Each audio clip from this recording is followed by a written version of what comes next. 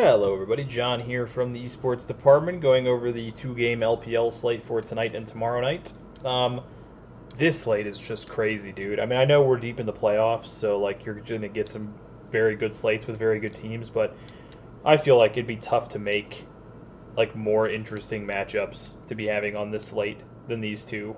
Um, a lot of that has to do with the fact that three of the four teams on this slate have been pretty two-faced this season, depending on like when you catch them, and it makes it very hard for me to really get a great feel for exactly how this kind of matchup is going to play out. So, like the first one, JDG minus 155, they're 12-4 on the season, up against FPX plus 120, 11-5 on the season.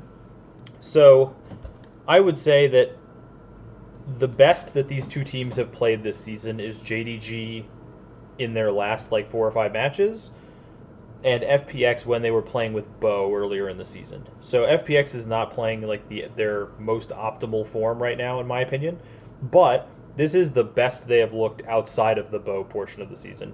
Tion looks like he's right back in full swing. He's playing well. It's much better than when Beishuan was playing, in my opinion. So you're getting like kind of the second best version of FPX, which is pretty close to, I think, the best version of FPX. And then you're getting the best version of JDG that we've seen this season.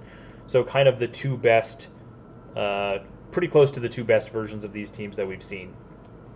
I do think if you were going to make like slight stat alterations based on what we've seen recently, JDG's probably a little bit better than this since they're averaging out with their early game or their early season form, which was worse.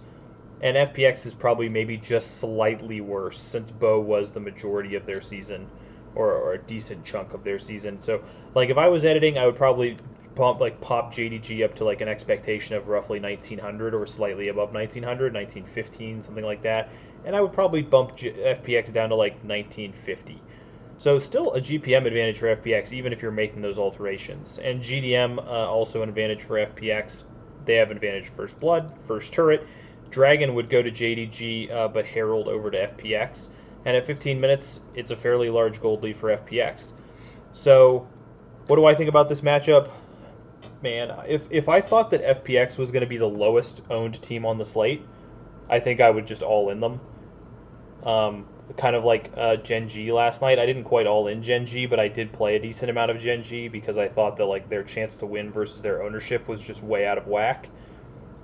And I would definitely, I think, all in FPX if I thought they were going to be the lowest owned on the slate. Because I don't think they're going to be the lowest owned on the slate. It feels like a good spot to just play both of these teams in GPP. I mean, this matchup could go either way. These are just two elite teams. When you look in the top lane, I think it's honestly, I think it's an individual advantage to Zoom. I do think these teams play differently. I think FPX it may be a little bit more versatile, but the thing that JDG does well is, in my opinion, the best thing to be doing in the game, which is I think they team fight like extremely well and better than FPX. So I just think that it just goes both ways in these games, man. I really wish that we were allowed to like DFS post draft because it feels to me like a huge percentage of the games recently have been decided by drafts. And going into this series, if I knew what these teams were to be drafting, I feel like I would just look at the comps and all in one of the teams based on the drafts because these teams are very close, and whoever's drafting better compositions, in my opinion, is probably getting the win in this matchup.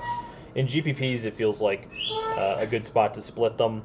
In cash, honestly, I think the minus 155 on JDG is a little heavy-handed, and so I think it's kind of tough. I think maybe this is a slate where you just don't play heads-ups. Because if you play winner-take-alls, I think you can play FPX, and that plays pretty well for you.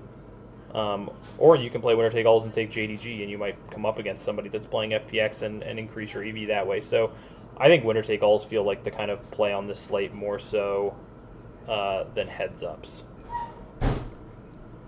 The second matchup is Suning plus 115, 10-6 on the season, against Top Esports minus 150, 12-4 on the season. So I think, just doing ownership just real quickly before I even talk about this, I think it is going to be Top Esports, JDG, FPX, Suning. And I think that's, unfortunately, probably kind of deserved. Suning is playing the best that we've seen them play all season, just continuing to get better, basically. Every series, it looks like Suning's just getting better and better. That said, Top Esports statistically is just significantly better than them. I mean, there's nothing that Suning does better. Now, Suning probably would receive the same treatment as JDG in that their early game or their early season was pretty bad, and so you could make an argument that maybe all of their stats should be slightly better if you're looking at the team that we were seeing recently versus the team they've been for this entire split. But I worry about them in this matchup. I think Bin is the more versatile top laner, even though 369 is a very good player in his own right. In the bot lanes, I think you're looking at probably a Suning advantage. It's pretty close. I mean, Jackie's played pretty well this season overall, but I think it's pretty close in the bot lane. If I was going to lean one way, I think I would actually lean Suning. What bothers me the most in this matchup is mid jungle. Mid jungle has won a lot of other matchups, like in other leagues recently, when we've been watching like two teams where one team has the mid jungle advantage. The team with the mid jungle advantage has been winning a lot more matchups, like a lot of the matchups, a high percentage of them. And that's top esports like all day in this matchup. Their mid jungle is significantly better. So I think for me, Suning is definitely GPP playable, like 100%. But I think I lean towards the top side of this, and I feel like probably we might end this series kind of feeling like we were tricked by some other recent Suning matchups when they come up against top esports here. This is not the kind of series where I think top is just going to roll over them 3-0. But I think maybe we're going to feel like we were a little bamboozled coming into this series because Suning has looked so good in their other recent series, but I think this might be kind of a wake-up call series for them where they kind of aren't looking nearly as impressive as they've looked in other recent series. I'm going to be, I think, heavier on the top esports side, and then maybe splitting on the FPX JDG side is probably how I'm going to attempt to attack this slate. If I was playing cash, I guess I would just play the favorites. I mean, I would definitely play top, and it's tough to decide in that other matchup who I would play. So I guess I would just trust Vegas. I mean, I do make a lot of bets, implying that I don't necessarily always believe that Vegas knows what they're talking about or that the books know what they're talking about. But, I mean, when they're putting somebody at minus 155, I just tend to kind of believe that they have some other metrics going to make that call, especially when you're seeing like GPM and GDM and stuff lean towards FPX. So I probably would play top esports JDG and cash, but I really think JDG FPX is very close to an even money matchup. And the lineup it comes up with that is you can actually play a Loken Captain 3-3. And if you were willing to go 4-2, you can just do that, huh? Let's see, Kanavi's a little bit more expensive. Yagao is cheaper than Knight, but you'd really prefer not to make that switch if you could help it. Zhuo is more expensive than Lumao. So this is the only way probably to get the 80 carry captain. Is that what I'm seeing? I mean, you could do it with Yagao and get a 4-2, but leaving Knight out is kind of tough. What's the gap? 5 points. That series, I do think JDG FPX is likely to be a much bloodier series, but I also think it's more likely to be a split series, like with the teams losing games to each other, where I could see top esports winning 3-0, and I have a kind of a hard time seeing JDG or FPX winning 3-0.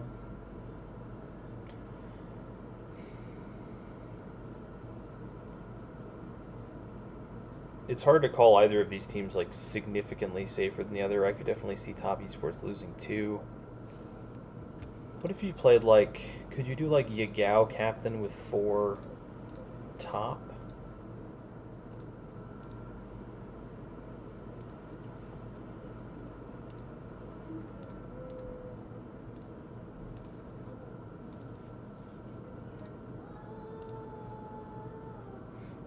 You can. You could even switch that probably, right? Given the way the prices look. So yeah, you can actually do Knight captain with 4 top esports. I think that might be the play. Because I do think top esports is a bit safer than JDG. But man, I think JDG's matchup is going to be bloodier. This is just a really tough call for me. Could you do that if you wanted? Could you do like Jackie and Zoom? You could do that.